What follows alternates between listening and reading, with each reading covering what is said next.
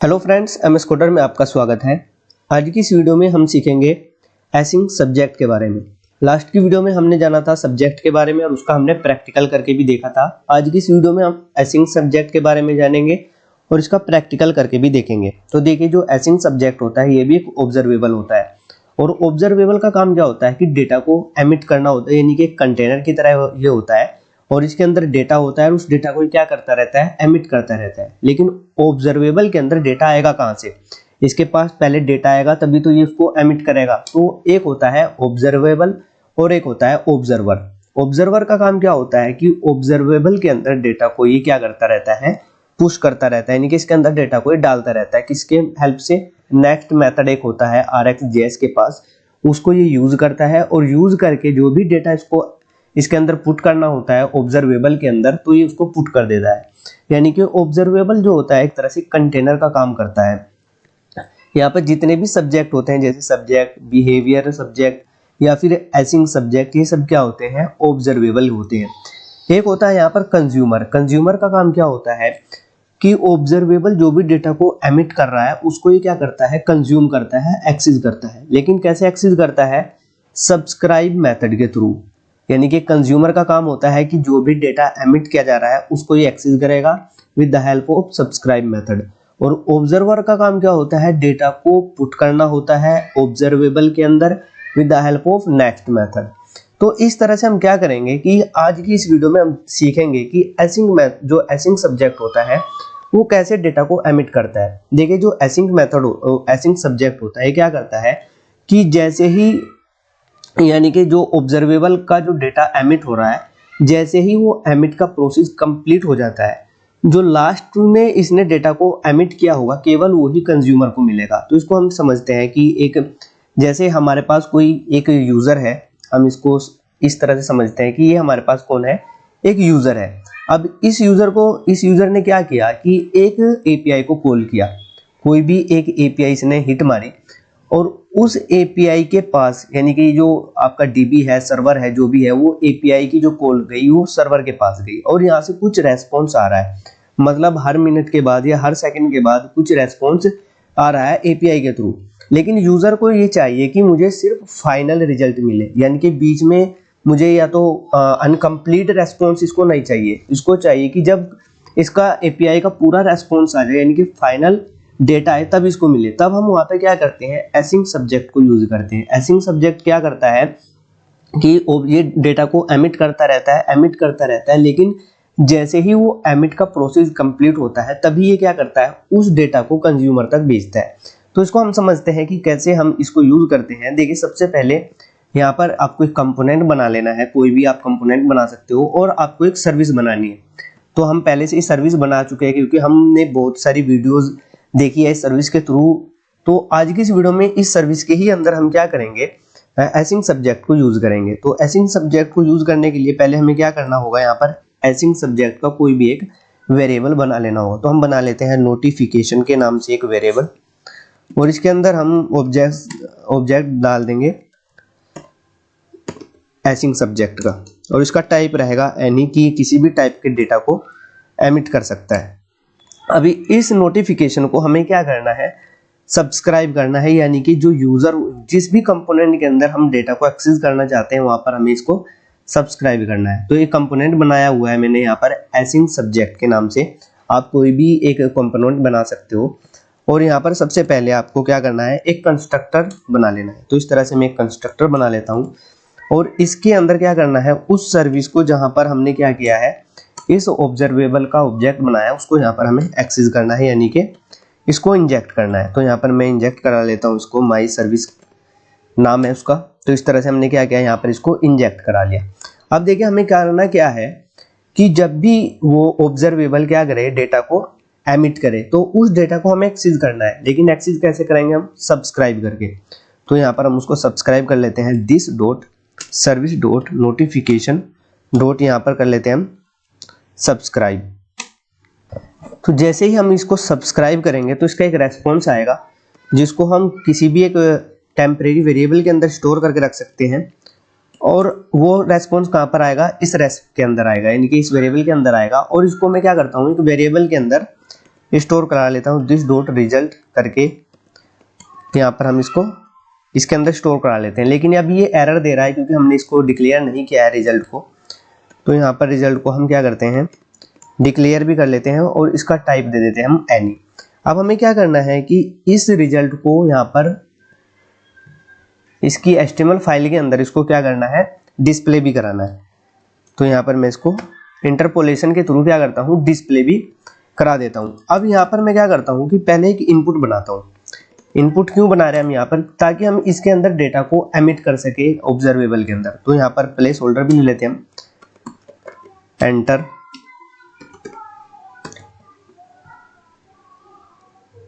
और यहाँ पर हम एक रेफरेंस वेरिएबल लेते हैं किसी भी नाम से, ताकि हम इसको यहाँ पर एक्सेस कर सके। नोटिफिकेशन के नाम से ले लेते हैं। और यहाँ पर मैं एक बटन बनाता हूँ और यहाँ पर बटन का टाइप होगा, टाइप रख लेते हैं हम इसका, टाइप हम इसका रख लेते हैं बटन। और यहाँ पर हम इसको एक क्लास भी दे देते हैं, ताकि क्या होगा कि ये हमें देखने में थोड़ा सा सुंदर लगे। तो यहाँ पर मैं टाइप दे देता हूँ उसका BTN सक्सेस। और यहाँ पर इसके ऊपर मैं एक इवेंट भी लगा देता हूँ क्लिक का, ताकि इसके ऊपर जैसे ही हम क्लिक करें तो किसी भी मेथड को हम यहाँ पर एक्सेस कर सके। ऑन सबमिट, और यहाँ पर इस नोटिफिकेशन को हम मेथड के अंदर भेज देंगे। तो यहाँ पर मैं इसको पेस्ट करके डॉट वैल्यू कर देता हूँ, ताकि इसकी वैल्यू जो वैल्यू होगी वो इस बटन के पास, बटन के क्लिक पर मेथड के पास पहुंच जाएगी। और इस मेथड को कॉपी करके इसकी TS फाइल में आते हैं और यहाँ पर इसको सबमिट कर पेस्ट कर देते हैं। और यहाँ पर मैं टाइप कर देता हूँ डेटा, और इसका टाइप रहेगा एनी। अब यहाँ पर देखिए, समझिए होगा क्या, जैसे ही यूजर ने इनपुट फील्ड के अंदर कुछ भी टाइप किया और बटन के ऊपर प्रेस किया तो ऑन सबमिट मेथड कॉल हुआ, वो वैल्यू डेटा के अंदर आई। और उस डेटा को क्या करेंगे कि इस सब्सक्राइब के, यानी कि ये जो नोटिफिकेशन ऑब्जर्वेबल है, इसके अंदर हम इसको एमिट कर देंगे, मतलब इसके अंदर पुट कर देंगे। तो अभी हमने देखा था कि जो डेटा को ऑब्जर्वेबल के अंदर पुट करने का काम होता है वो होता है ऑब्जर्वर का काम। और ऑब्जर्वर किसका यूज करता है, नेक्स्ट मेथड का। तो यहाँ पर मैं इसको टाइप करता हूँ this dot service dot notification. अब आप यहाँ पर समझ सकते हो कि जो एसिंग सब्जेक्ट होता है ये ऑब्जर्वेबल भी होता है, यानी कि डेटा को एमिट भी करता है और डेटा को पुट भी करता है, यानी कि ये ऑब्जर्वर भी होता है। तो यहाँ पर मैं टाइप करता हूँ नेक्स्ट, और यहाँ पर मैं डेटा को पास कर दूंगा। अब यहाँ पर देखिए क्या होगा कि जैसे ही बटन के ऊपर प्रेस हुआ तो ये मेथड कॉल हुआ। इस मेथड के अंदर डेटा के अंदर वैल्यू आई, इस वैल्यू को हमने नेक्स्ट के थ्रू कहाँ पर भेज दिया, नोटिफिकेशन के अंदर। और इसी नोटिफिकेशन को हमने यहाँ पर सब्सक्राइब कर लिया, और ये जो डेटा के अंदर वैल्यू थी वो वैल्यू इस रेस के अंदर आ गई, और इस रेस की वैल्यू हमने इस रिजल्ट के अंदर डाल दी। और इस रिजल्ट को हमने क्या किया, बहुत ही प्यार से यहाँ पर इंटरपोलेट भी करा दिया। अब देखना ये है क्या ये हमको वहां पर देखने को मिलेगा। तो हमें क्या करना होगा, इसको जो रूट हमारा कंपोनेंट है वहां पर मैं इसका जो सेलेक्टर होता है इसको यहाँ से यूज कर लेता हूँ ऐसे, और इसका नाम भी, ताकि हम वहां पर इसको इंपोर्ट भी करा सकें। तो app.html करके फाइल होती है हमारे पास, और यहाँ पर मैं इसको पेस्ट कर देता हूँ। और पेस्ट करने के बाद इसकी जो TS फाइल है, यहाँ पर आने के बाद मैं इसको यहाँ पर इसका जो कंपोनेंट का नाम था उसको मैं यहाँ पर पेस्ट कर दूंगा, ताकि ये कंपोनेंट को यहाँ पर इंपोर्ट भी करा ले। आई होप कि यहाँ तक आपको समझ में आ गया होगा। और इसका हम एक बार टर्मिनल भी देख सकते हैं, यहाँ पर कोई भी एरर नहीं आ रही है। तो चलते हैं हम ब्राउजर के पास, और यहाँ पर अब आप देख सकते हो कि ब्राउजर के पास एक, जैसे हमने ब्राउजर ओपन किया तो इनपुट फील्ड आ गया यहाँ पर, और यहाँ पर सबमिट बटन आ गया। तो जैसे ही मैं एंटर करने के बाद सेव बटन के ऊपर प्रेस करूंगा तो वो वैल्यू कहाँ पर जाएगी, सेव मेथड के, यानी कि ऑन सबमिट मेथड के थ्रू ऑब्जर्वेबल के अंदर जाएगी। और उसी वैल्यू को हम क्या करा रहे हैं, इंटरपोलेट के थ्रू हम डिस्प्ले भी करा रहे हैं। तो कहीं पर भी अभी आपको कोई भी वैल्यू देखने को नहीं मिल रही है, तो मैं यहाँ पर वैल्यू डालता हूँ फर्स्ट, कोई भी वैल्यू डाल देते हैं, जस्ट फर्स्ट वैल्यू, और सेव के ऊपर मैं प्रेस कर रहा हूँ। तो अभी आप देख सकते हो कि कहीं पर भी कोई भी वैल्यू नहीं आ रही है। तो चलते हम दोबारा से अपने कंपोनेंट के पास और TS के पास जाते हैं, और यहाँ पर ऑन सबमिट के अंदर हम कंसोल भी लगा लेते हैं कि डेटा हमारा यहाँ तक आ रहा है या नहीं आ रहा है। यहाँ पर इसको लॉक किया, और डेटा यहाँ पर डाल दिया और दोबारा से हम अपने ब्राउज़र के पास आए। तो अभी देखते हैं कि कोई भी वैल्यू मैं यहाँ पर टाइप करता हूँ फर्स्ट वैल्यू और सेव मेथड के ऊपर मैंने प्रेस किया। तो अब आप देख सकते हो उधर की सेव वैल्यू यहाँ फर्स्ट वैल्यू यहाँ पर आ गई है, लेकिन यहाँ पर कहीं पर भी फर्स्ट वैल्यू आपको दिखाई नहीं दे रही है। लेकिन ये जो फर्स्ट वैल्यू है ये एसिंक जो ऑब्जर्वेबल है कंटेनर है उसके अंदर जाकर क्या हो गया, ये स्टोर हो गया है। अगर मैं कोई दूसरी वैल्यू डालूं, सेकंड वैल्यू, कुछ भी वैल्यू डाल सकते हैं आप, और सेव मेथड के ऊपर मैंने प्रेस कर दिया तो यहाँ पर सेकंड वैल्यू भी आ गई, लेकिन आपको डिस्प्ले होती हुई कहीं पर भी नजर नहीं आ रही है। क्यों नहीं आ रही है? क्योंकि जो एसिंक सब्जेक्ट होता है ये डेटा को एमिट करता रहता है, लेकिन जैसे ही एमिट का प्रोसेस कंप्लीट होता है और कंप्लीट होने से जस्ट पहले जो वैल्यू एमिट हुई थी उसी को डिस्प्ले करता है। लेकिन यहाँ पर हमने दो वैल्यू को एमिट की, कोई भी वैल्यू हमको क्या हुआ यहाँ पर देखने को नहीं मिल रही है। तो हमें एसिंक सब्जेक्ट को ये भी बताना पड़ेगा कि हमारा एमिट का प्रोसेस अब कंप्लीट हो गया है, इससे जस्ट पहले वैल्यू हमको डिस्प्ले करा दो, यानी कि सब्सक्राइब के थ्रू हमारे कंज्यूमर को दे दो। तो उसके लिए हम क्या करते हैं, एक अलग से बटन बना लेते हैं जो बटन बताएगा इसको कि अब क्या करो, वैल्यू हमें दिखा दो। तो बटन के ऊपर मैं टाइप कर देता हूँ कंप्लीट, और यहाँ पर हम इसका टाइप भी बटन ही ले लेते हैं क्योंकि कोई हम फॉर्म यहाँ से क्या नहीं कर रहे हैं, सबमिट नहीं कर रहे हैं। क्लास भी हम यहाँ पर बना लेते हैं ताकि इसको भी हम थोड़ी सी डिज़ाइनिंग के थ्रू देख सकें। और इसका कलर रहेगा डेंजर, और क्लिक इवेंट यहाँ पर भी हम लगा सकते हैं, और क्लिक इवेंट पे मेथड कॉल होगा कंप्लीटेड। आप नाम कुछ भी रख सकते हो, कंप्लीटेड ही रख लेते हैं हम इसका। और इसको हम यहाँ से कॉपी करते हैं। कॉपी करने के बाद हम टीएस की फाइल के पास आते हैं यहाँ पर, और इसको यहाँ पर पेस्ट कर देते हैं। और यहाँ पर क्या करना है, हमें ये बताना है कि अब जो एमिट का प्रोसेस था वो कंप्लीट हो गया है। तो यहाँ पर इस सर्विस के थ्रू हम नोटिफिकेशन को कॉल करेंगे और नोटिफिकेशन को बोलेंगे कि अब कंप्लीट कर दो। तो हम यहाँ पर इसके कंप्लीट मेथड को कॉल कर देंगे। अब देखिए क्या होगा, जैसे यूज़र ने कोई वैल्यू एंटर की और ऑन सबमिट कर दिया तो वो वैल्यू चली गई नोटिफिकेशन के पास, यानी कि ऑब्जर्वेबल के अंदर।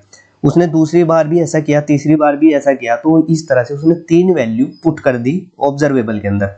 और उस ऑब्जर्वेबल ने क्या किया, बड़े ही प्यार से उन तीनों वैल्यू को सब्सक्राइब के थ्रू इस रिजल्ट के अंदर डाल दिया, और इसी रिजल्ट को हम यहाँ पर डिस्प्ले करा रहे हैं। लेकिन उनमें से उसको एक भी वैल्यू देखने को नहीं मिल रही है।